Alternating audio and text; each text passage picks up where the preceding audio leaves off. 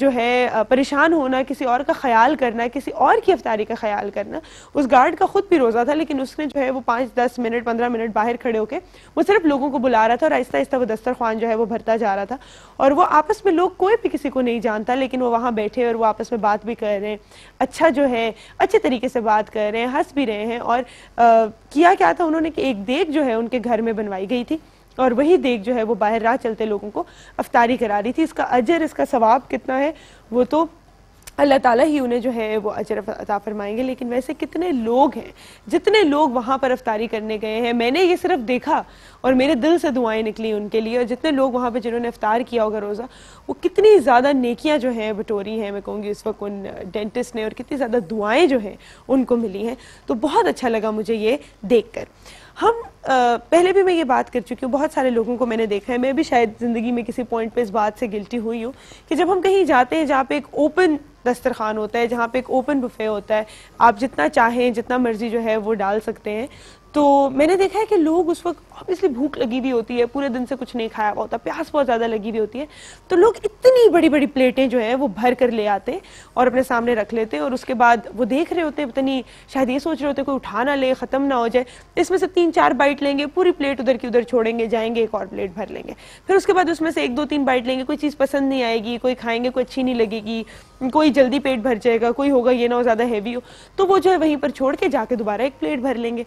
तो बड़ा अफसोस होता है। और वो जो वेटर है वो आके मन खाना इस तरफ एक के ऊपर एक प्लेट रख के वो लेके जा रहे होते हैं। और वो सारा खाना ऑब्वियसली हर जो रेस्टोरेंट होता है उसकी पॉलिसी होती है कि फिर वो आपने डिस्पोज ऑफ करना है, वो सब खाना जो है वो डिस्पोज ऑफ हो रहा होता है। और मुझे बड़ी तकलीफ होती है ये देख के कि भाई आप इतना ज़्यादा खाना क्यों डाल रहे हैं। सबसे पहले तो आज अगर आपको ये बात नहीं पता तो मैं आपको ये बता देती हूँ कि all you can eat restaurants जो होते हैं या सहरी में और अफ्तारी की जो डील्स होती हैं उनका एक टाइम होता है। आपके पास अफ्तारी के लिए भी टाइम होता है, उसके बाद डिनर का भी टाइम होता है, इसी तरह सहरी का भी आपके पास टाइम होता है। थोड़ा सा जल्दी जाके पहुंच जाए, वो खाना जो है वो तब तक नहीं उठाया जाएगा जब तक वो टाइम ओवर नहीं हो जाता। आप प्लीज़ थोड़ा सा डालिए, हो सकता है आपने कुछ डाला उस वक्त अच्छा लग रहा था, आपको पसंद ना आए, आप टेस्ट करें, आपको अच्छा ना लगे, उसके बाद आप क्या करेंगे? अगर आपने वो 2-3 लोगों की सर्विंग्स डाली हुई है तो आप वो सारी की सारी ज़ाया करेंगे। अगर आपने थोड़ा सा डाला हुआ है कि मैं ये टेस्ट कर लूँ, थोड़ा जो मुझे पसंद आएगा अगली सर्विंग में मैं वो ज़्यादा डाल लूँ, तो क्या इसमें आपका कोई नुकसान है? नहीं है ना, कहीं नहीं जा रहा, वो खाना भी कहीं नहीं जा रहा। दूसरी बात मुझे बड़ी अजीब ये लगी कि रोज़ा अपना मकरू नहीं करना चाहिए, बिल्कुल टाइम पे उसको अफ्तार करना चाहिए, लेकिन इस चक्कर में लोग जितने बदहवास हो जाते हैं वो भी मुझे समझ नहीं आती।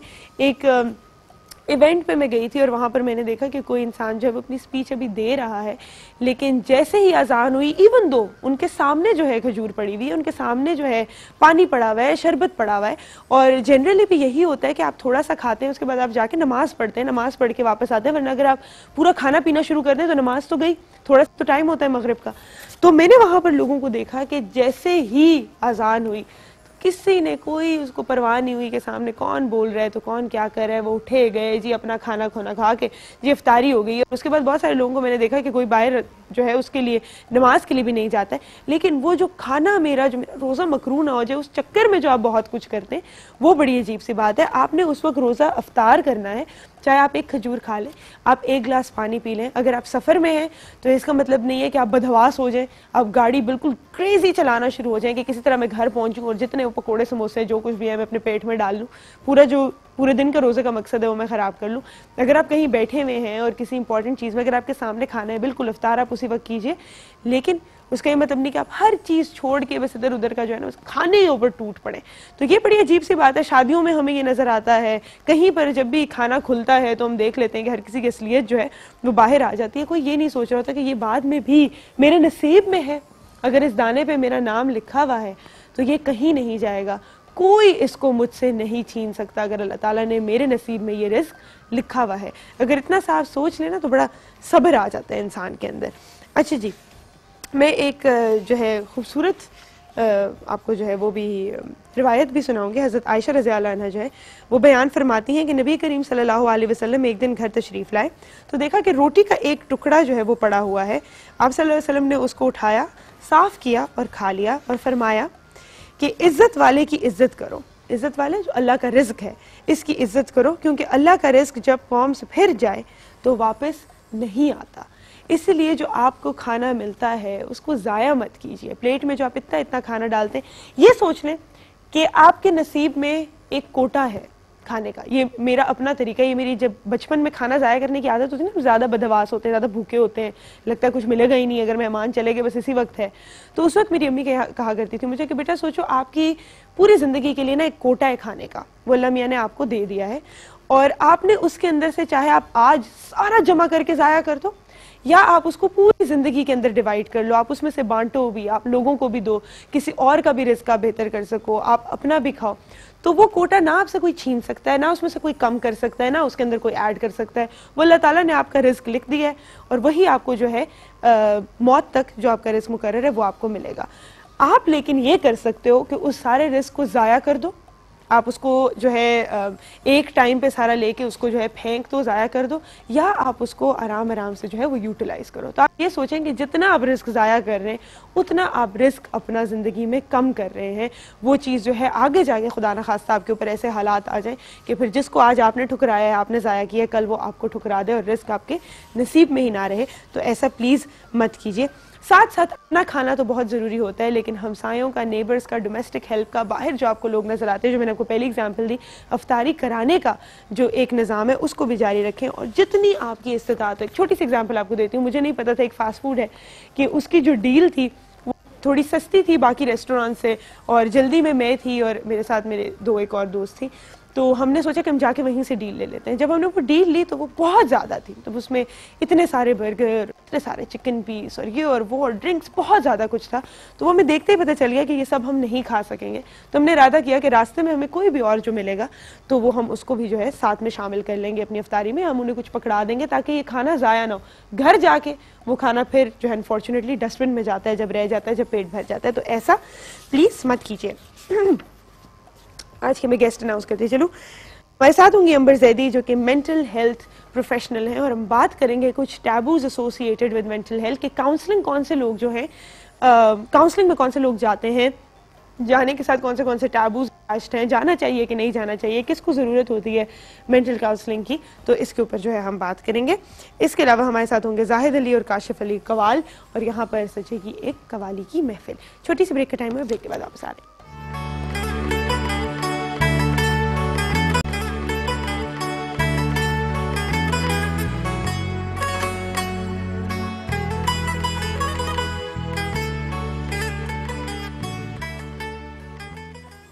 Welcome back to make the morning. हमें ज्वाइन किया है अंबर जैदी ने। अस्सलाम वालेकुम। वालेकुम सलाम। कैसी हैं आप? ठीक ठाक, आप कैसी हैं? मैं बिल्कुल ठीक ठाक हूँ। बड़ा एक इम्पॉर्टेंट टॉपिक जो है हम आज डिस्कस कर रहे हैं, और वो है मेंटल हेल्थ इश्यूज। यस।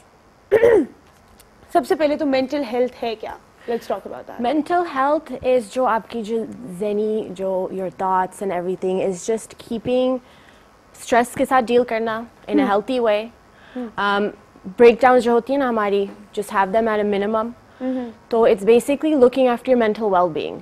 अच्छा। कि यू नो जब आपको स्ट्रेस होता है तो आप उसके साथ एक पॉजिटिव हेल्थी वे में डील करें instead of turning to negative things. जैसे अक्सर लोग होते हैं दे टर्न टू जैसे ओवर ईटिंग हो जाती है, स्मोकिंग हो जाती है, एंगर इश्यूज। तो avoiding all of that and looking after your mental health. ठीक है, तो अपना दिमागी तवाजुन जो है उसका ख्याल रखना बिल्कुल इज मेंटल हेल्थ। यस। ठीक है। अच्छा, ऐसा कौन सा पॉइंट है जहाँ पर आपको इस चीज़ का ऐसा, क्योंकि यूजुअली होता है कि पीपल हु आर डिप्रेस्ड या जो स्ट्रेस्ड होते हैं उनको ये समझ ही नहीं आती कि ये मुझे डिप्रेशन है या मैं स्ट्रेस्ड आउट हूँ। ठीक है, उनको लगता है एवरीडे अच्छा काम है, ये है वो है, मसाइल चल रहे हैं, खाना पीना ज़्यादा हो गया है। तो कौन से ऐसे इंडिकेटर्स हैं जो आपको पता चल जाने चाहिए और उससे आपको जो है प्रोफेशनल हेल्प सीख करनी चाहिए?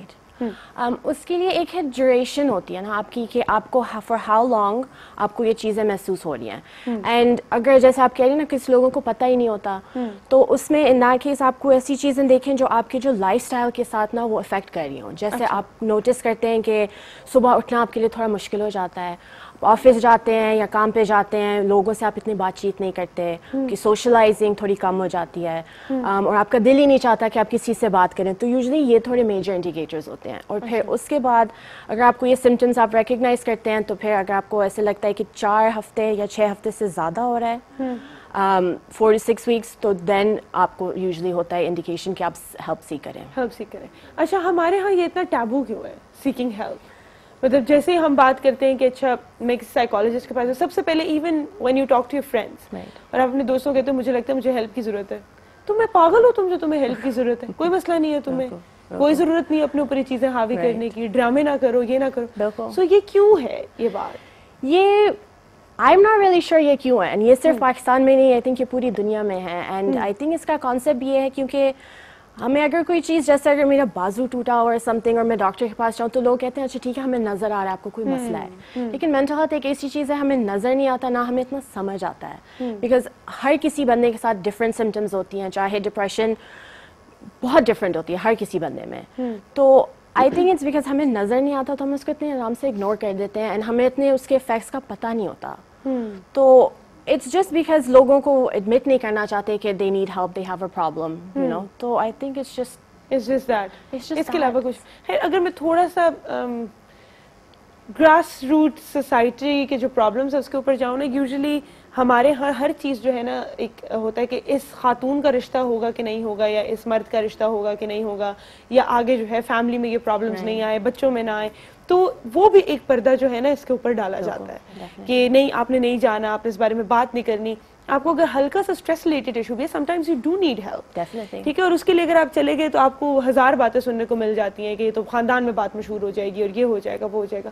सो this is something that we need to. मुझे तो लगता है ऐसे लोग नहीं आते आपके पास जिनके आप ट्रीटमेंट करें जो ऐसा सोचते हैं कि हेल्प नहीं लेनी चाहिए, उनको भी काउंसलिंग की जरूरत है। कोशिश तो यही होती है मेरी कि मैं बस मेंटल हेल्थ और काउंसलिंग की मैसेज स्प्रेड करूं लोगों को, just get people comfortable talking about it, क्योंकि हमें जो है we don't want to talk about it लोगों को। एंड जो होता है ना कि पागल है, तुम क्यों पागल हो, तुम किसी के पास जा रही हो, मेरा जवाब यही होता है अगर पागल है भी तो वो हेल्प लेने जा रही है, वो ठीक होने जा रहे हैं, exactly. you know? तो there is nothing wrong with that. And counselling का ये एक चीज, एक मिसकंसेप्शन है कि हमें कोई बहुत बड़ी इशू होनी चाहिए, we have to have big problem कि यू नो बहुत ज़्यादा स्ट्रेस, बहुत ज़्यादा डिप्रेशन, इस तरह की चीज़ें, तब जाएंगे हम डॉक्टर के पास और तब हम जाएंगे काउंसलिंग में। लेकिन काउंसलिंग का एक ये चीज़ है कि it doesn't have to be कि आपको कोई बहुत बड़ा इशू हो, इट कुड बी आपके पास कोई टेम्पररी इशू हो, जैसे फ्रेंड्स के साथ you have a fight with your friend, या आपके ऑफिस में आपके बॉस के साथ आपकी नहीं बन रही, तो आपने कोवर्कर से बात नहीं करनी क्योंकि आपको डर लगता है कि वो जाके बॉस को बता देंगे, फैमिली समझ नहीं सकती, तो you can go to a counsellor and you can speak to them about the issue and they can actually help you deal with it. तो ये भी एक मिसकंसेप्शन है कि मुझे कोई बहुत बड़ा मसला होना चाहिए। अच्छा, काउंसलर्स आपको सॉल्यूशंस बताते हैं? नहीं। So what do they do? Because this is something that I hear most often, मुझे अक्सर ये सुनने को मिलता है कि I did go to this person, मैं इसके पास गई, मैं उसको, वो कुछ नहीं करते, वो कुछ नहीं करते, वो कुछ नहीं करते। And then there is a difference between a counsellor and a psychiatrist and a psychologist, ठीक है? तो मतलब वो जो सिर्फ मशवरा देते हैं, जिस तरह हमारे हैं ना, I am gonna be very you know honest, ठीक है, वेरी ऑनेस्ट, एंड मैं वही बात आपसे कहूंगी जो यूजुअली लोग कहते हैं कि हम मशवरा लेने के लिए जो है घंटे के पैसे क्यों दें, ठीक है, आप अपने दोस्तों से ले लो, आप अपनी अम्मा से ले लो, आप ये करो वो करो, जनरली लोग ये कहते हैं। सो हाउ डज अ मशवरा हेल्प, और what do you do apart from a मशवरा? आप क्या करते हैं कि वो बंदा जो है एट पीस हो जाए? राइट, तो एक चीज है कि जो साइकाइट्रिस्ट हैं उनका जॉब है टू डायग्नोस या आपको दवाइयां देना, ठीक है। साइकोलॉजिस्ट का भी जॉब है आपको डायग्नोस करना कि जी आपको ये डिसऑर्डर, आपको ये बीमारी है, नॉट सेट, खत्म। काउंसलिंग में यू आर नॉट अलाउड, आप मशवरा नहीं दे सकते, और आप सजेशंस नहीं दे सकते, और आप हम वहाँ नहीं, हम not there to solve people's problems. और ये एक अनदर मिसकंसेप्शन है कि मैं जाऊंगी, वो मुझे बताएंगे सॉल्व हो जाएंगे, और मैं एक सेशन में बैठूंगी और मेरे सारे मसले मसाइल सॉल्व हो जाएंगे, वो मुझे सारे एडवाइस और सजेशंस दे देंगे। लेकिन counselling is helping you deal with your own problems yourself. तो वो होता है ना, हम आपको एज काउंसलर्स हम आपको टूल्स देंगे that you can figure out your own life, because counselors believe कि आपसे ज़्यादा कौन जानता है आपके बारे में, खुद अपने मसाइल का हल ढूंढना, खुद capable होना, खुद से। and friends और family जो है उनकी थोड़ी biased opinion होती है ना, क्योंकि वो आपको personally जानते हैं, तो they might say things that you want to hear, and कुछ लोग ऐसे होते हैं ना, उनको पता ही नहीं होता, वो कहते कुछ है करते कुछ है। तो counselors का जॉब होता है to identify कि जी अच्छा आप you know आपकी बातों में और आपकी हरकतों में थोड़ा सा difference है, तो they point out these things, तो वो बस आपको हेल्प करते हैं। आपकी प्रॉब्लम सॉल्व नहीं कर सकते, क्योंकि आपके प्रॉब्लम्स आप खुद ही सॉल्व कर सकते हैं।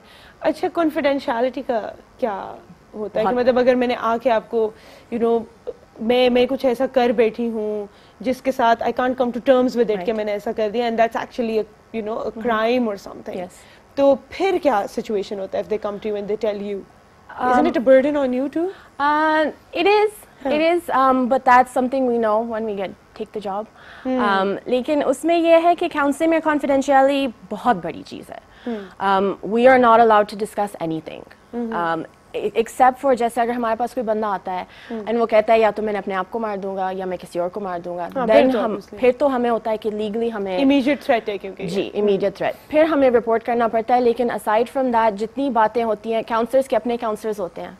अच्छा. तो हम जब पेशेंट्स को देखते हैं देन हम फिर जाके हमारे अपने काउंसलर्स को जाके we tell them the issues, specially जैसे अगर हमारे पास कोई पेशेंट है जिनके साथ हम कोई प्रोग्रेस नहीं कर सकते, कोई कनेक्शन नहीं बिल्ड कर सकते, तो then we have to go to our counsellors. अच्छा, तो दे हेल्प यू. यस. अच्छा ठीक है, इट्स यू नो स्टेप्स है ये. जी. ओके. अच्छा, आपके पास जितने भी पेशेंट्स आए हैं, जितने भी लोग आए हैं आपसे, would you call them patients और would you call them clients? Clients. तो जितने भी आपके पास क्लाइंट्स आए हैं, यूजुअली कौन सा एज ग्रुप होता है and what are the most common problems that you face? For me, I've been getting a lot of, I do mostly universities वगैरह में, तो I get a bit teenagers and younger generation. सबसे बड़ा मसला usually पढ़ाई का होता है. अच्छा. कि पढ़ाई हो नहीं रही, बिकॉज या तो होता है कि जो अपनी मेजर चुनी है वो माँ बाप के कहने पे चुनी है, तो इंटरेस्ट नहीं है स्कूल में, इंटरेस्ट नहीं है तो ग्रेड्स नहीं आ रहे. तो that's one of the main issues that come up.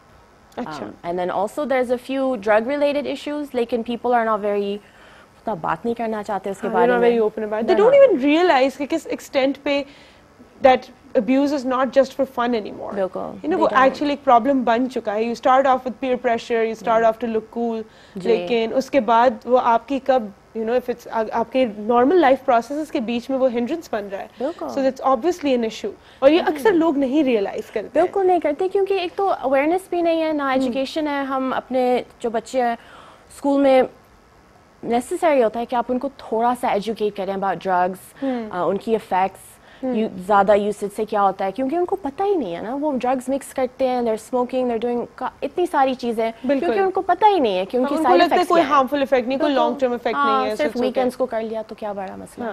Exactly. And then it becomes an actual problem. आपको नहीं पता इनके कितने side effects. If you read about them, कि जो पढ़ाई के मसाइल होते हैं, जो मेमोरी रिटेंशन की प्रॉब्लम होती है, कि पढ़ा कुछ याद ही नहीं रहता, या आप पेपर देते हुए ब्लैंक हो जाते हैं. This is all related to आप जो जनरली खा पी रहे हैं, इंजेस्ट कर रहे हैं, स्मोक कर रहे हैं, जो भी कर रहे हैं, तो ये आपको सब इसका ख्याल रखना है. अच्छा, मुझे बताइए, अगर हम एक हाइपोथेटिकल एग्जांपल लेते हैं of a kid who comes to you और वो कहता है मेरे एग्जाम्स हो रहे हैं and I can not concentrate at all, पढ़ा नहीं जा रहा, मेरा दिल नहीं कर रहा, मुझसे टाइम नहीं निकलता. सो आपका क्या होता है, एक पैटर्न क्या होता है ऑफ क्वेश्चंस? यूजुअली फिर आस्क देम कि उनके फिर what is occupying their mind, कि अगर उनसे कंसंट्रेट हो नहीं रहा तो दिमाग है कहाँ उनका. एंड देन यूजुअली फिर होता है ना कि ओ यू नो घर में ये मसला हो गया इसलिए कंसंट्रेट नहीं कर सकती, ये हो गया वो हो गया. तो इट्स आइडेंटिफाइंग कि उनकी बैकग्राउंड लाइफ में क्या हो रहा है. अच्छा. To see why they can concentrate. और फिर कभी कभी होता है लोगों को कुछ लर्निंग डिसेबिलिटीज भी होती हैं, डिसलेक्सिया होता है, यू नो, तो उस पर भी थोड़ा सा फोकस करते हैं, देखते हैं कि यू नो उनकी रीडिंग स्किल्स कैसी हैं. और फिर कुछ लोग होते हैं उनको टेस्टिंग एंजाइटी होती है, वो सब पूरा दिन पढ़ते रहते हैं, एग्जाम देने बैठते हैं, सब कुछ दिमाग से निकल जाता है. exactly. तो इस तरह की कुछ हम चीज़ें आइडेंटिफाई करने की कोशिश. अच्छा, कितनी सारी चीज़ों के नाम आ गए ना, मैं एक्चुअली पता चल गया ये टेस्टिंग एंजाइटी है. ये I remember I had a friend जो एग्जाम से पहले ज़रूर जाके जो है ना उल्टी कर देती थी, एंड उसके नर्व्स ही नहीं कंट्रोल होते थे. She'd break down and because of that she'd waste around 15 to 20 minutes. और तब हमें ये बातें नहीं पता थी, टेस्टिंग एंजाइटी, जो we used to call it कि क्या हो गया भाई, काम डाउन, पानी इतनी कोई बड़ी बात. बट वी न्यू कि दिस वाज कमिंग, ये हो रहा है और इसके साथ होना है. So these are all things इसका आपको जो है वो पूछना चाहिए. अच्छा, मुझे बताइए कि अगर आपको एक बच्चा आके बता रहा है और यूजुअली जो है वो प्रॉब्लम स्टेम्स फ्रॉम के पेरेंट्स बहुत ज़्यादा पुशी हैं, उन्होंने आपको यू नो फोर्स किया है कि आपने यही फील्ड चुननी है, उसके लिए आपका कोई एप्टीट्यूड नहीं है. तो काउंसलिंग में इर्द गिर्द की काउंसलिंग कितनी मैटर करती है? For example, if a woman comes to you with issues in her family, ठीक है, तो उसके अंदर would it make a difference अगर आप अपने हस्बैंड को भी लेके आए या अपनी सास को लेकर आए, और अगर आपके पास एक बच्चा आया तो आपके अपने पेरेंट्स को लेकर आए, तो ये काउंसलिंग भी होती है? डेफिनेटली फैमिली काउंसलिंग भी होती है, एंड समटाइम्स नेसेसरी होता है कि आप फैमिली को इन्वॉल्व करें, क्योंकि कभी कभी फैमिली को पता ही नहीं होता कि इनकी ये स्ट्रगल्स हैं, कि इनकी ये इश्यूज हैं. तो इमीडिएटली हम नहीं करते, लेकिन ओवर टाइम अगर हमें ऐसा लग रहा है कि जी फैमिली बहुत बड़ा रोल प्ले कर रही है इनके मसलों में, फिर हम फैमिली को बुलाते हैं। And it's very important, couple counselling बहुत पॉपुलर हो गई है आजकल, क्योंकि you know and before marriage as well couples are going to counsellors and seeing compatibility वगैरह, because it's very important to involve everybody, specially हमारी सोसाइटी में ना, वो more family oriented society, exactly, तो ऑब्वियसली फैमिली का बहुत बड़ा influence होता है, तो कभी ना कभी उनको इंक्लूड करना जरूरी होता है। फैमिली रिसेप्टिव है, मतलब इफ यू टेल देम, और would they just put it of कि नहीं कोई जरूरत नहीं है, हमने भी ऐसे ही पढ़ा है, हम भी ऐसे ही बड़े हुए हैं? कुछ फैमिलीज हैं, they are very open to the idea, वो यू नो नोइंगली अपने बच्चे को भेजते हैं। कुछ फैमिलीज नहीं है, लेकिन वो देखते हैं ना कि अगर उनको पता चलता है कि जी अच्छा मेरे बच्चे को इससे हेल्प मिल रही है, तो फिर वो थोड़े इन्वॉल्व हो जाते हैं, या उनको नोटिस हो रहा है कि जी अच्छा काउंसलिंग मेरा बच्चा जा रहा है, उससे थोड़ा इफेक्ट हो रहा है, बेहतर हो रहा है, पढ़ाई में बेहतर हो रहा है, तो then when they see the success rate, तो फिर पेरेंट्स थोड़ा सा इन्वॉल्व हो जाते हैं। So they need some proof ji to actually get into it before exactly. अच्छा, कोई मैसेज जो आप हमारे व्यूअर्स को देना चाहें regarding counseling? I would like to tell everybody कि counseling is not as scary as everyone thinks. Counseling is very very necessary, and like I had said, counseling के लिए आपको कोई इतनी बड़ी issue होनी नहीं चाहिए. It could be something that you're dealing with, और मैं बहुत लोगों को encourage करती हूँ कि एक दफ़ा ज़िंदगी में काउंसलर के पास चले जाएं, एक दफ़ा, बेशक आप वापस जाएं ना जाएं, एक दफ़ा जाएं just to see what it's like, ताकि आपको you know थोड़ा सा और आइडिया हो जाए, थोड़ा सा एजुकेट हो जाए। Yes, thank you so much, Amber. Thank you so much We for need having people me. like you educating people. Please जाइए अपने मसाइल, बजाय इसके कि वो गुस्सा, वो सब कुछ जो आपके अंदर है वो अपनी बेगम पे निकले, अपने बच्चों पे निकले, अपने घर पे निकले, या बेगम का अपने मियाँ पे निकले, you know वाइस वर्सा, इधर उधर। आपको चाहिए कि आप अपने इश्यूज के साथ खुद डील करना सीखें, और उसके लिए अगर आपको हेल्प की जरूरत है, इसमें कोई शर्म की बात नहीं है। Please go seek help and be happier and more well settled mentally, I would say. Yes. Thank you so much, Amber, for Thank being you. here. Time एक छोटी सी ब्रेक का, ब्रेक के बाद वापस आ रहे हैं।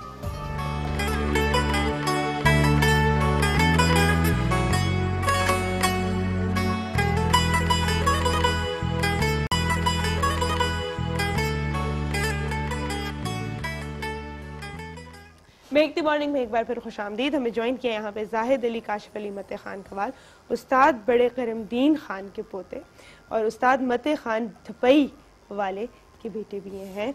इनका घराना जो है वो 1 सदी से कबल जो है वो ये कवाली में ही है, और इनके खुद जो ये ग्रुप है 15 साल से ज़ायद इस कवाली में परफॉर्म कर रहा है। अस्सलाम वालेकुम। वालेकुम अस्सलाम। कैसे हैं आप? अल्हम्दुलिल्लाह ठीक है। मैंने जो है नाम, क्योंकि मुझे अभी पता चला, स्पेशली ये जो पहले इलाके का नाम लगता था नाम के साथ हमेशा, बड़े बड़े जितने भी हमारे गायक हैं रह के गए, अब जो है मैंने देखा है अब ये इलाके का नाम साथ नहीं लगाया जाता, तो ये खत्म हो गया है रिवाज, मुझे लगता है। लेकिन होना चाहिए, आपकी प्राइड होती है आपका जहाँ से आप बिलोंग करते हैं, और उसी नाम को आप आगे लेकर जाते हैं। कहीं भी दुनिया में जब नाम लिया जाता है तो आपका मुल्क, आपका इलाका साथ है, वो याद किया जाता है। तो बहुत बहुत शुक्रिया आप यहाँ पर तशरीफ लेकर आए हैं। तो मैं आपसे एक सवाल करना चाहूँगी, क्योंकि आप भी एक घराने से बिलोंग करते हैं और आपको इसका अच्छा खासा शऊर है कवाली का भी। आजकल की जो कवाली है, आजकल जिस तरह पढ़ा जाता है, कलाम पढ़ा जाता है, जैसे कवाली गाई जाती है, उसमें और पहले की कवाली में क्या फ़र्क है? उसमें और आज की कवाली में फ़र्क जो है वो दौर के हिसाब से है, क्योंकि सूफिया कराम का ये एक मैसेज है, कवाली जिसे बोला जाता है, और आरफाना कलाम से सारे लोग जितने बुजुर्ग गुजरे हैं सब लोग आरफाना कलाम पेश करते थे।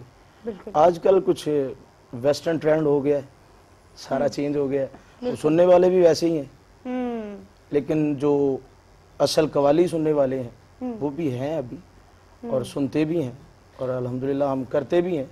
बिल्कुल, जहाँ पे डिमांड हो और जहाँ पे जैसी डिमांड हो वैसा काम भी कर जाते हैं, वैसा कर जो सुनने वाले जैसे हों। जी जी। लेकिन आपको लगता है जो नई कवाली का ट्रेंड आया है, जिस तरह आप कह रहे हैं, इसमें जो कवायद हैं कवाली के वो निभाए जा रहे हैं? अगर तो आरफाना कलाम हो तो कवायद जाहिर है वो साथ में ही है, अगर नहीं है तो फिर वो नहीं है, बिल्कुल उससे हट के है।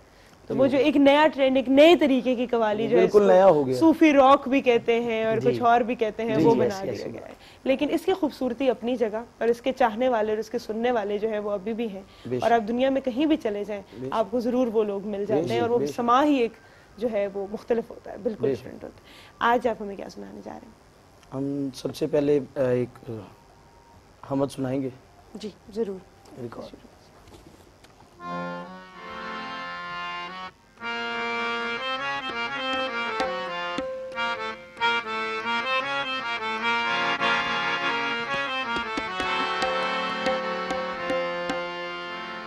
अल्लाहू अल्लाहू अल्लाहू अल्लाहू अल्लाहू अल्लाहू अल्लाहू अल्लाहू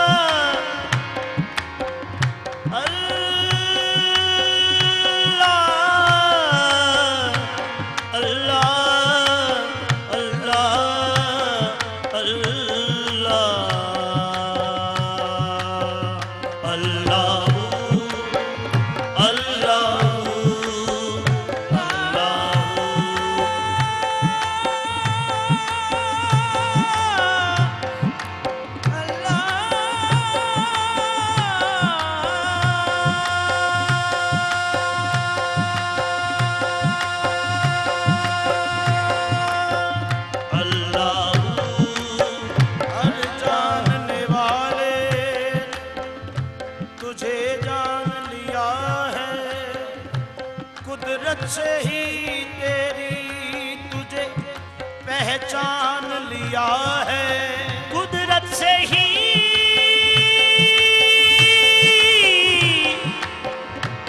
तेरी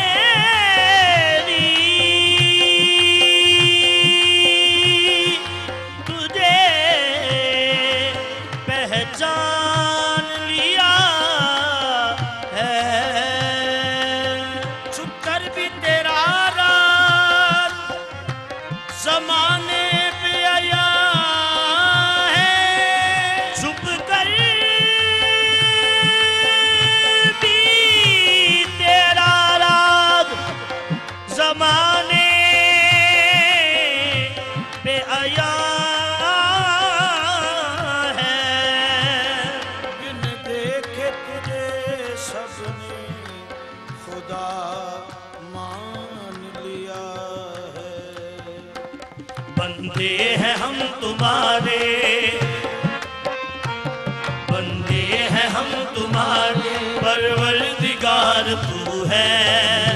हम तुम्हारे परवरदिगार तू है। फिर दे सुबह हमारा अल्लाहु अल्लाहु है। फिर दे जुबां हमारा अल्लाहु अल्लाहु है। अल्लाहु अल्लाहु अल्लाहु अल्लाहु अल्लाहु अल्लाहु अल्लाहु दुनिया का जर्रा जर्रा है मदह का तुम्हारा। दुनिया का जर्रा जर्रा है मदह का तुम्हारा। हम जैसे बेकसों का तू ही तो है सहारा। जैसे बेकसों का तू ही तो है सहारा। इस सफर जिंदगी में पूरा रहनुमा हमारा। पूरे जिंदगी में तू रहनुमा हमारा। सारे जहां का तेरे टुकड़ों पे है गुजारा। सारे जहां का तेरे टुकड़ों पे है गुजारा। एक ही जहां भी तेरी, जहां तेरी, एक ही जहां भी तेरी कुदरत की रंगो तू है। जहां में तेरी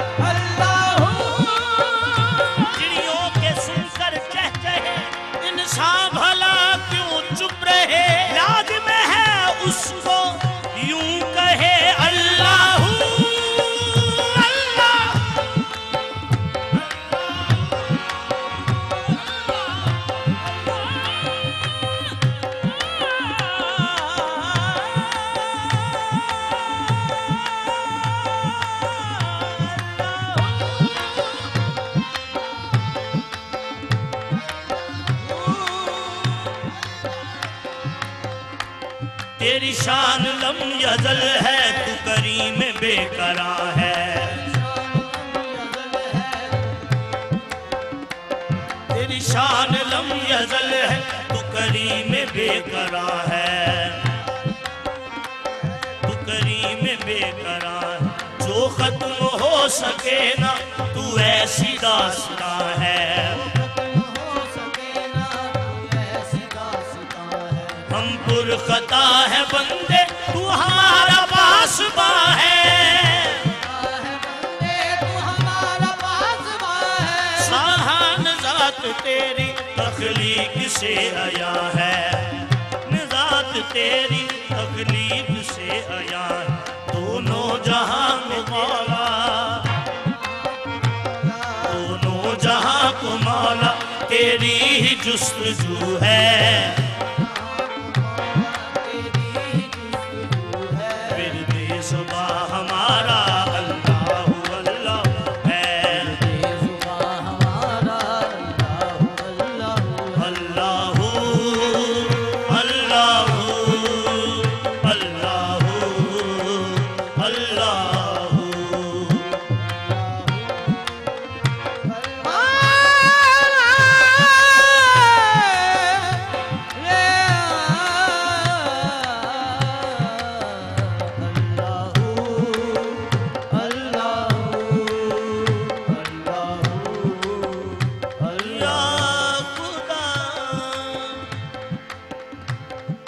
कौन सी जगह वो,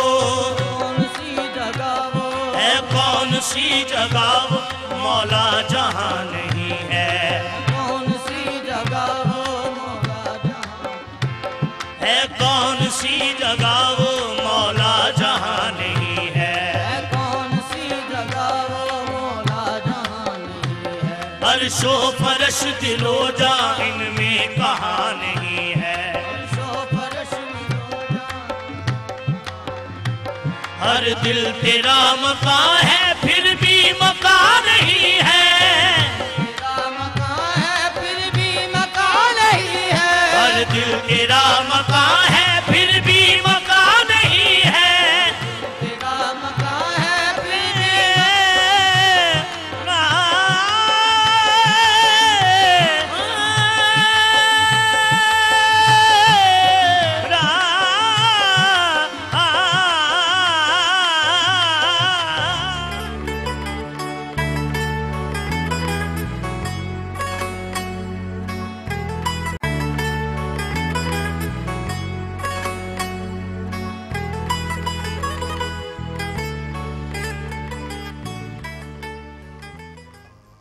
महकती मॉर्निंग में एक बार फिर खुश आमदीद।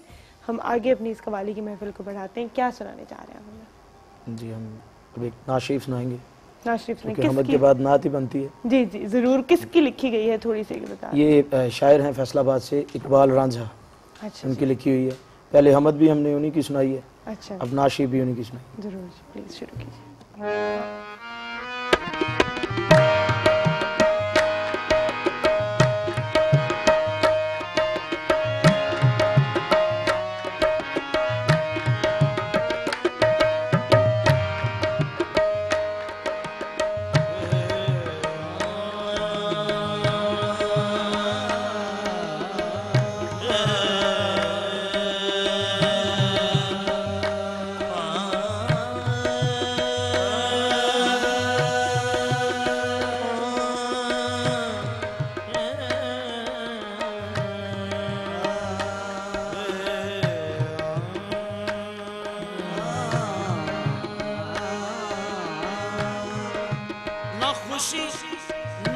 से बनती है जिंदगी, उनके दम से बनती है।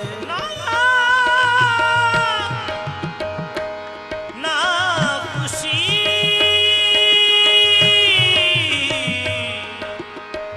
गम से बनती है,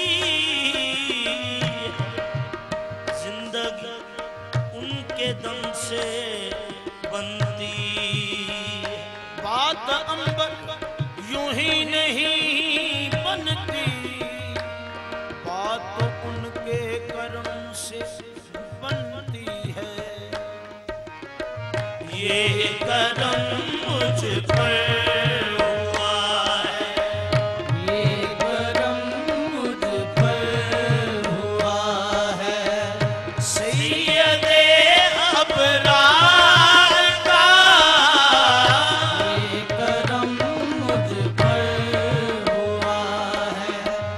सैयदे अबरार का ये करम मुझ पर हुआ। मुझे जानती है दुनिया, मेरा नाम चल रहा है, ये करम मुझ पर हुआ।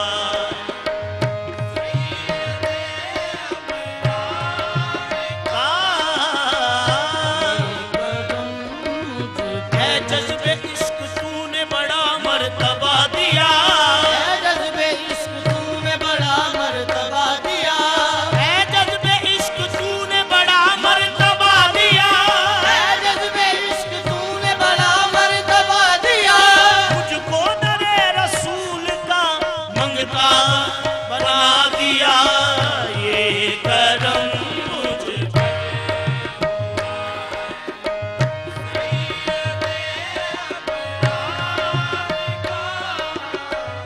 ये करम मुझ पर हुआ है, ये करम मुझ पर हुआ है।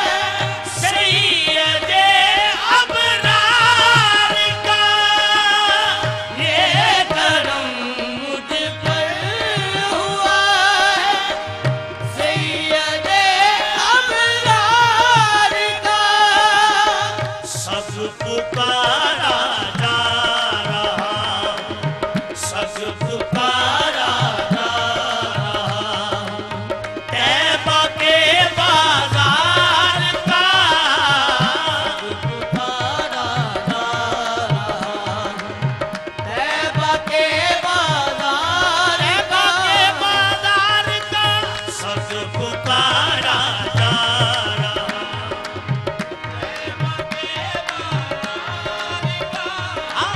है मेरी किस्मत वाली और है मेरा अच्छा नसीब, सब पुकारा जा रहा।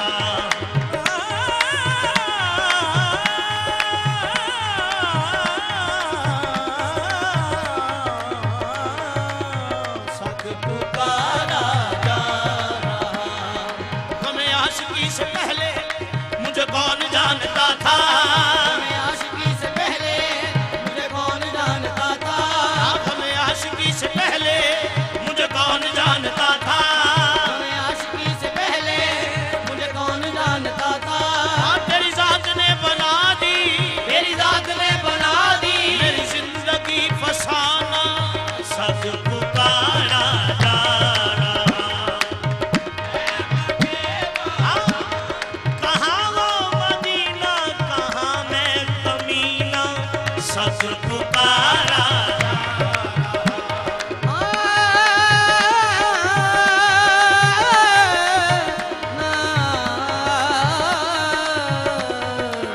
सब पुकारा जा रहा। बनाई मुझ बेनवा की बिगड़ी, नसीब मेरा जगा दिया है, तेरे कलम के निसार तूने मुझे भी जीना सिखा दिया है, सब पुकारा जा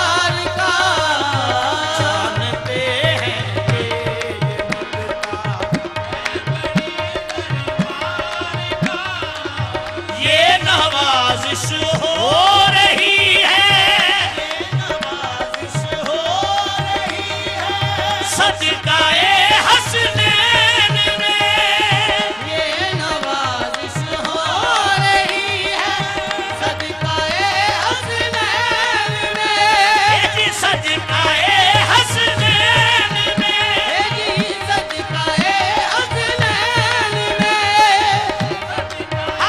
बख्शे जाएंगे कयामत में मोहम्मद के गुलाम, सदकाए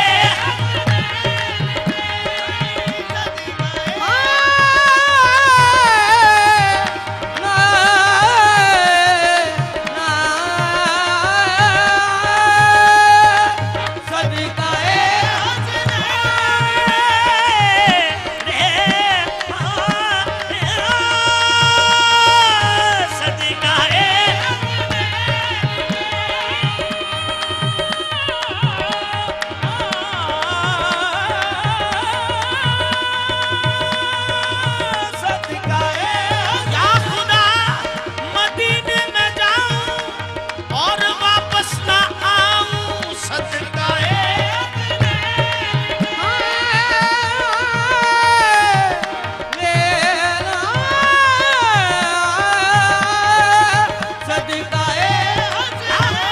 खुश खुश नसीबों में खड़ा हूँ, सदकाए हसनैन, ये नवाजिश हो रही है, सदकाए हसनैन में, खाली दामन ना रहेगा, खाली दामन ना रहेगा, आल के हुबदार का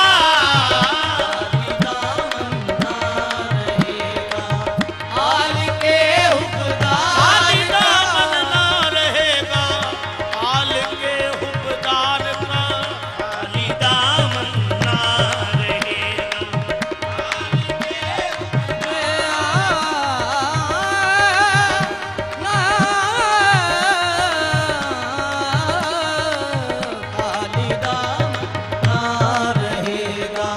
जब फरिश्ते पूछने, जब फरिश्ते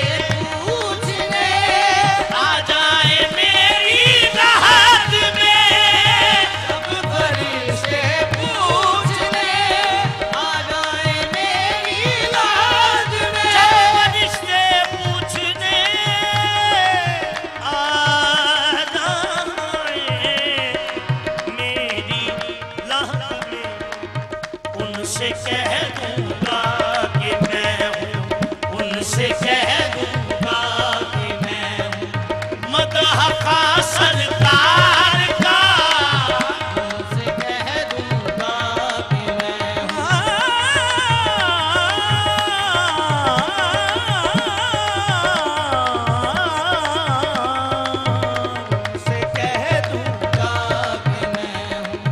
ये तारुफ किस कदर, ये तारुफ किस कदर है मोतबर मेरे लिए,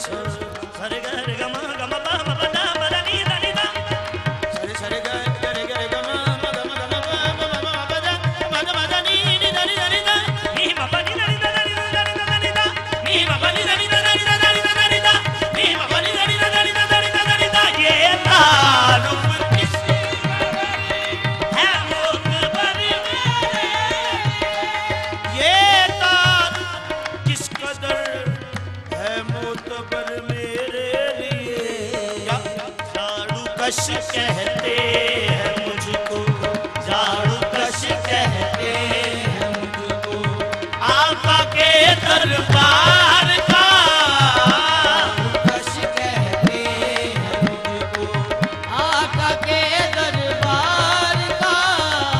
हो गए इकबाल सर्रे, हो गए इकबाल सर्रे, निस्बते सरकार से, हो गए इकबाल सर्रे।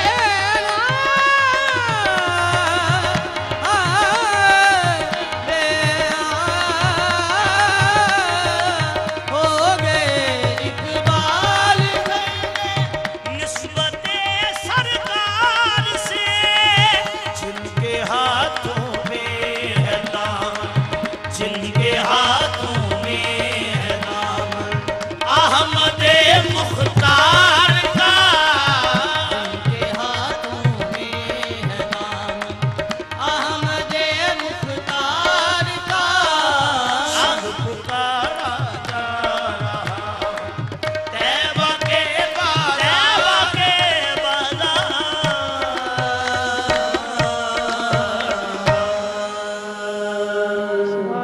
सुभान अल्लाह, माशाल्लाह, बहुत जबरदस्त, बहुत खूब, बहुत खूब।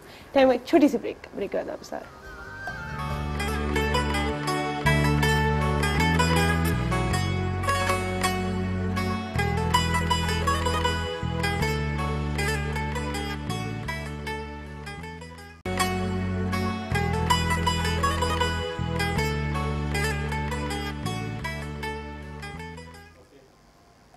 Welcome back to Mahak the morning.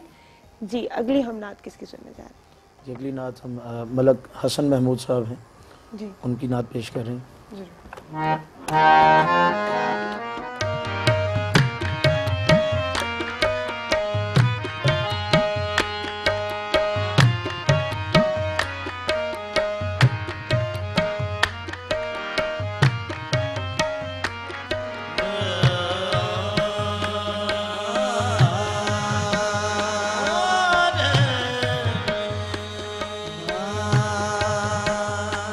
बुला लो कर मदीना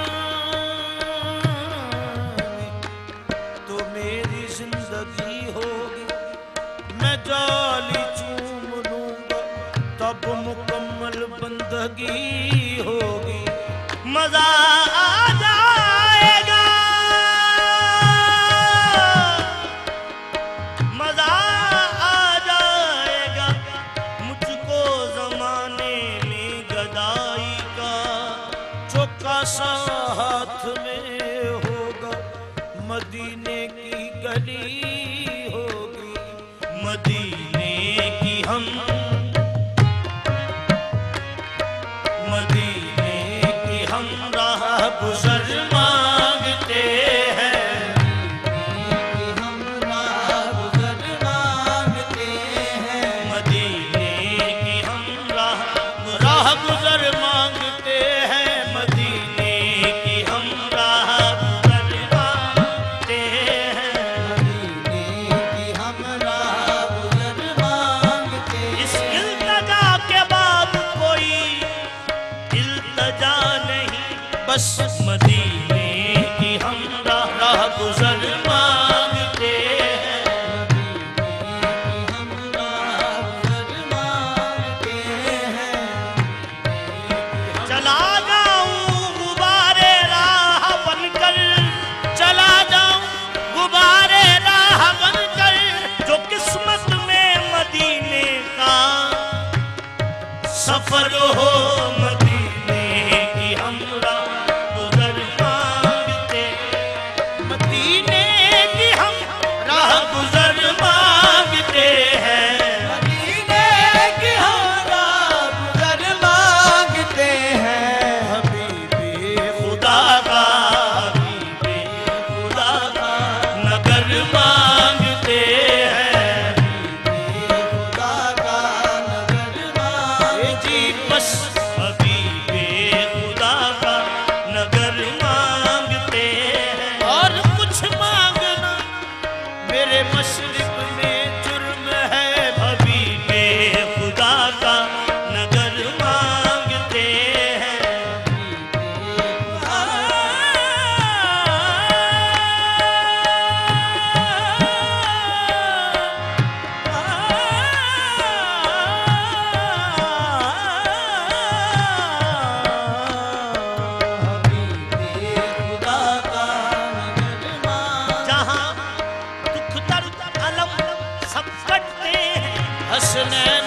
सदके बटते हैं हबीबे खुदा का नगर मांगते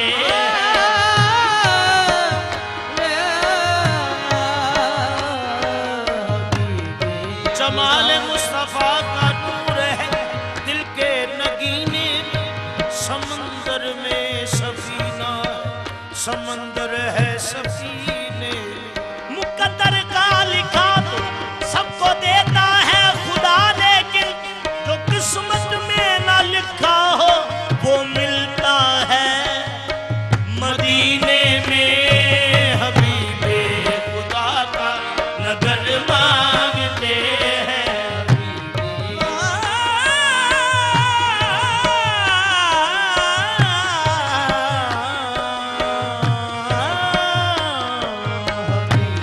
या रसूल अल्लाह या हबीब अल्लाह तेरे सगों जो मेरा शुमार हो जाए तेरे सगों में जो मेरा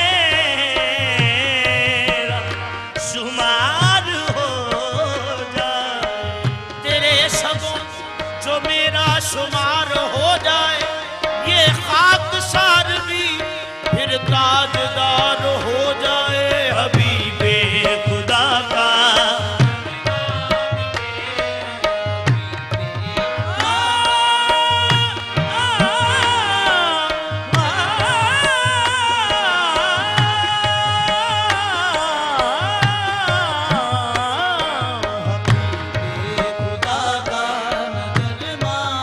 फिर एक दुनिया मगर कुछ न पाया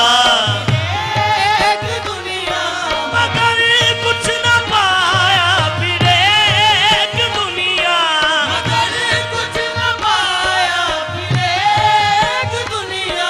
मगर कुछ न पाया बस अब उनके दर का बस अब उनके दर का सफर मांगते हैं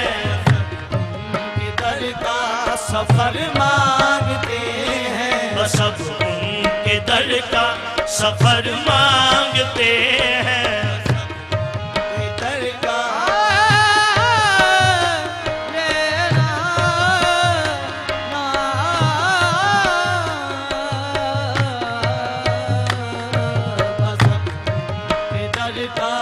खुले आँख हो सामने सब्ज गुंबद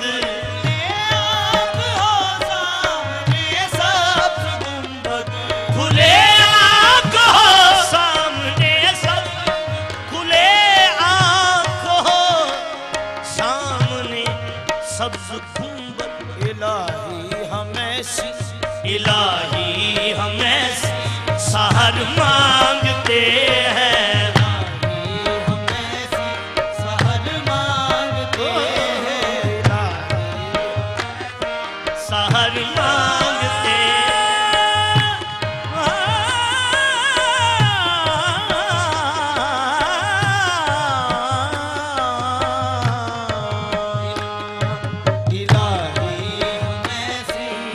जब आँख खुले मेरी तो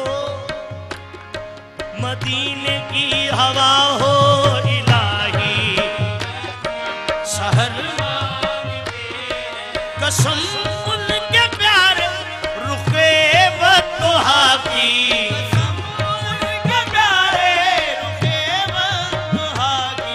कसम उनके प्यारे रुखे बतहा की कसम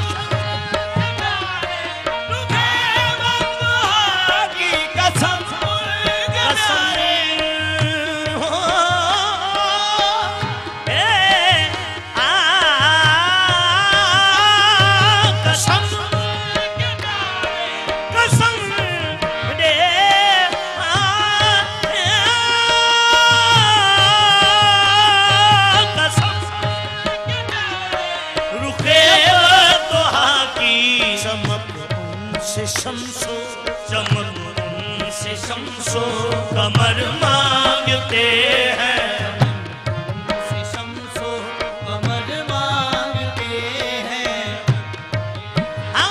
हंसी जैसे कि उनके हुस्न का यूसुफ तमन्नाई चमक उनसे शम्सो कमर आयात आयात तेरे हुस्न खदो खाल की मिसाल आयात तेरे हुस्न खदो खाल की मिसाल वल्लैल तेरी जुल्फ है रुखसार वल कमर चमक उनसे शम्सो कमर मांगते हैं से शम्सो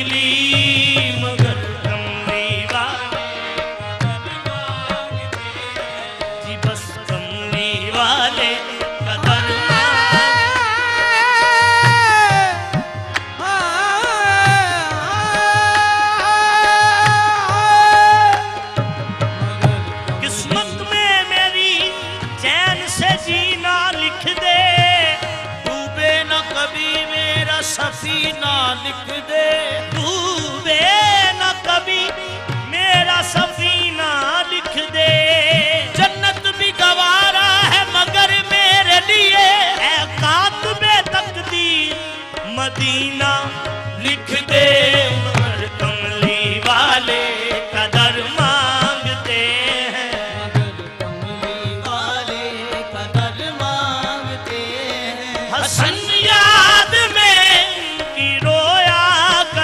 जो याद में रोया करे जो हसन याद में उनकी रो करे जो हसन हसन याद में उनकी रोया करे जो खुदा से वही चश्मे तर मांगते हैं चश्मे तर मांगते हैं खुदा से वही चश्मे तर मांगते हबीबे खुदा का नगर मांगते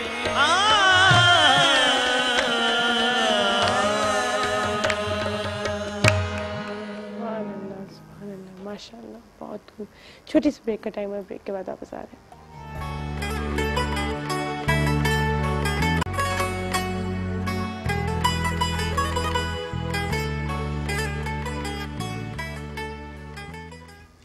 मेहकती मॉर्निंग में एक बार फिर खुश आमदीद।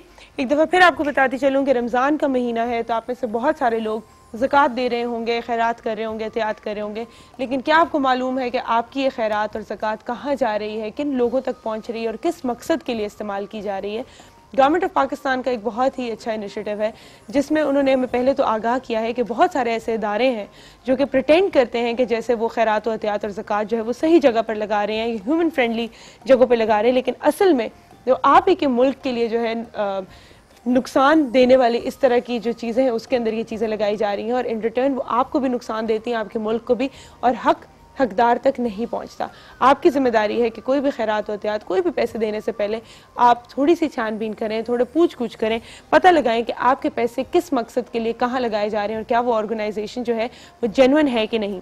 आपकी आसानी के लिए गवर्नमेंट ऑफ पाकिस्तान ने अपनी वेबसाइट www.punjab.government.pk/provincial डिपार्टमेंट्स के ऊपर जो है एक लिस्ट ऑफ ऑर्गेनाइजेशंस बना दी है जो कि वेटेड बाय द गवर्नमेंट है, जिस पे अगर आप जाएंगे और वहाँ पर आप खैरात एहतियात करते हैं तो आप बेफिक्री से कर सकते हैं, और ये जो है ऑलरेडी गवर्नमेंट ऑफ पाकिस्तान इनको वेट कर चुकी है। उसके अलावा अपने हमसायों में, अपने ख़ानदान में, अपने दोस्तों में, अपने रिश्तेदारों में पहले देखिए कि कौन हकदार है, किसको ज़रूरत है, और उसके बाद बाहर ऑर्गेनाइजेशन वगैरह में भी जो है वो खैरात एहतियात ज़्यादा से ज़्यादा करें, ज़रूर करें, लेकिन थोड़ा सा वाइजली, थोड़ा देखभाल कर। इसके अलावा हर साल की तरह इस साल भी हमारे रमज़ान में महकती मॉर्निंग में एक नात कंपटीशन जो है, नातिया मुकाबला, वो जगह ले रहा है, और पूरी पाकिस्तान में से बहुत सारे पार्टिसिपेंट्स जो हैं वो अपनी एंट्रीज भेज रहे हैं। 2 राउंड्स इसके हो चुके हैं और एक राउंड जो है वो इस जुम्मे को होगा, जिसमें से 3 पार्टिसिपेंट्स जो है वो फिनाले के अंदर हिस्सा लेंगे, और टॉप 4 कंटेस्टेंट्स को ए एक्सचेंज की तरफ से दी जाएंगी 4 मोटर बाइक्स। ए एक्सचेंज के बारे में आपको बताते चलूँ, पूरा हफ्ता खिदमत के लंबे तरीन औकात, पाकिस्तान के 25 से ज़ायद शहरों में 100 से ज़ायद ब्रांचेस के साथ सबसे बेहतरीन करेंसी एक्सचेंज रेट्स, दुनिया भर में बाहिफाजत रकूम भिजवाने और वसूल करने की सहूलत। ए एक्सचेंज ज़रूरी है, तो आप भी अपनी एंट्रीज भेजिए, इसमें हिस्सा लीजिए, और जो टॉप 4 कंटेस्टेंट्स होंगे वो जीत सकेंगे ए एक्सचेंज की तरफ से मोटर बाइक्स।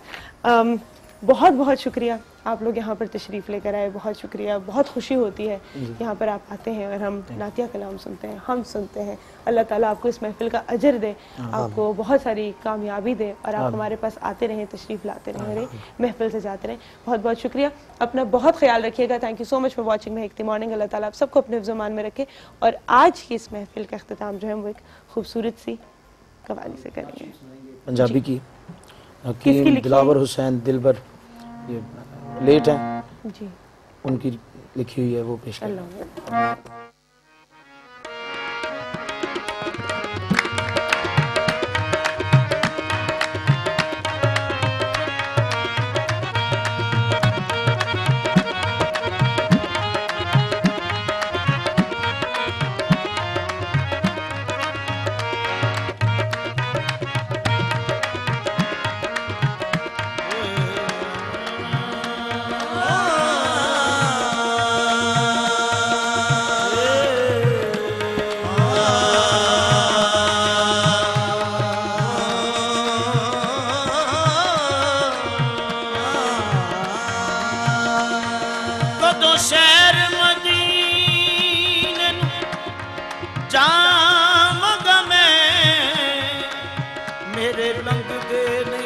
दिन रात गिन के रोमा पिया जुदाई च हर वेले तका हिजर दे मैं सजनात गिन के सखिया अपनी साथ वल वेख दरई की लड़ मेरी औकात गिन के कर्मराज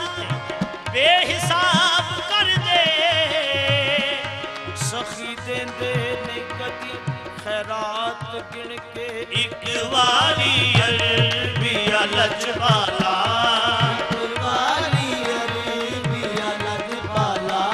ਸੁਣ ਹਾੜੇ ਮੈਂ ਦੁਖਿਆਰੀ ਦੇ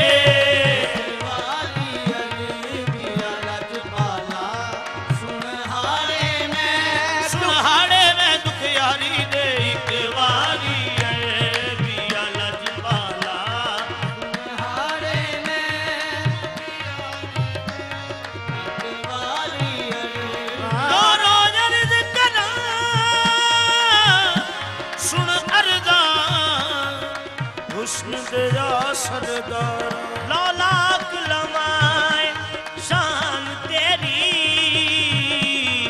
तेरे मत्थे कुतुब सितारा तेरे बाजो दर्द मेरे दा आका होर न कोई चारा तू सरदार तेरी सरदारी अते मैं सरदार नकारा एक बारी लजपाला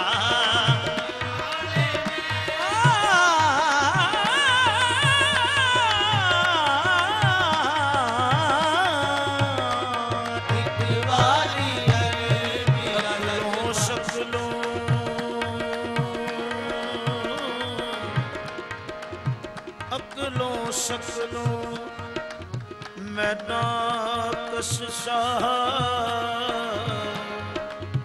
मेरे गुण भी ना कोई पल्ले अकलों सकलो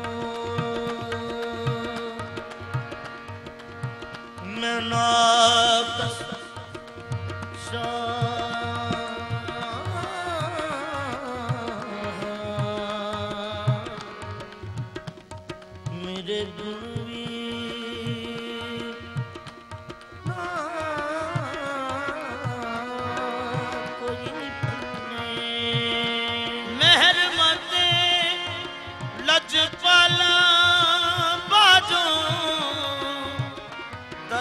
कौन मंदड़ी नू चले मेर माते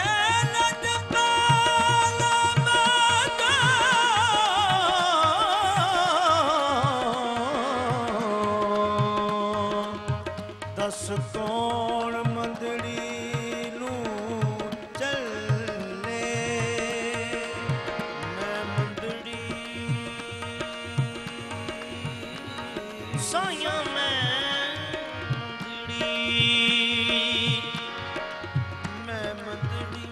मेरे लेख भी मंदड़े मेरे लेख भी मंदड़े मैं मंदड़ी जो कुछ भी हाँ सामने तेरे ढोलन पर दे कजली मेरे मैं मंदड़ी मेरे सोना मेरे अरबी ढोलना मैं मंदड़ी